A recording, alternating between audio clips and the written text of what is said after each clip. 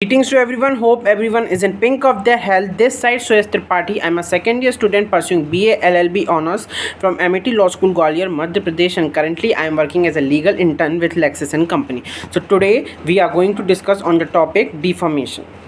So what is defamation? Defamation means an injury inflicted on the reputation of a person. A man who commits an offense of defamation does that act at his own risk, as in the offense of the trespass. A man's property is similar to the reputation, and sometimes more valuable. Sometimes reputation is more valuable than the property. So now what are the types of defamation? So English law, it is common law divides that defamation into two parts. What are they? The first one is libel and second is slander. First is libel and second is slander. So what is libel? Libel means injuring causing an injury to the reputation of person in the published form. Means making a derogatory statement in a newspaper, in a television. So they will come under the libel. So, and what is slander? Mean it is a derogatory statement made orally. You can orally abuse someone, so it will come under the boundaries of slander. So now in English law, what is the punishment? So in English law, libel and slander are distinguished, as libel is punished under the criminal law, but slander is not punished until it is proven that it is so grievous in the terms. But in Indian law, in Indian scenario, libel and slander both are punished under the section 499 of IPC.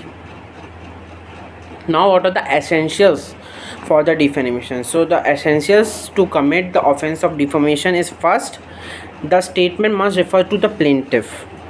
Second, the statement must be derogatory in terms. Third, if it is slander, it must be proved that it is so grievous in the terms. It is a special case. So the statement must refer to the plaintiff. So I'll cite a case for it, that is Ram Jethmalani versus Subramaniam Swamy. You must read this case. You will get to know what the term defamation mean. It was related to the Rajiv Gandhi's assassination case, in which the defendant in the procedure of court proceedings made the statement that the plaintiff was involved and took the money from the LTT. LTT was a banned organization, and it was considered that the statement was derogatory to the reputation of the plaintiff. So it was a defamation. It was a case of defamation. So now what is innuendo? There's another term that is called innuendo. So in many cases, the statement made by the person may prima facie looks that it is defamatory, but there are cases that where the statements made may prima facie look that they are nice, that they are they doesn't hold any problem, but they may be the secondary meaning may be defamatory. Okay. So now some people are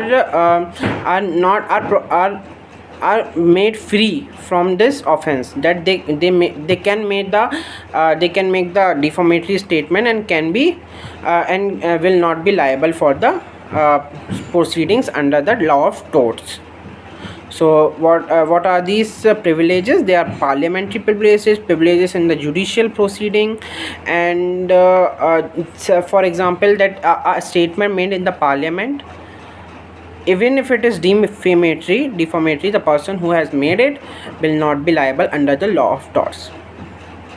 So this was it for today, and I hope you must got the points which I want to convey. So if you have any queries, please do comment in the comment box, and don't forget to press the bell icon and click on the subscription button to get the further updates. Thank you.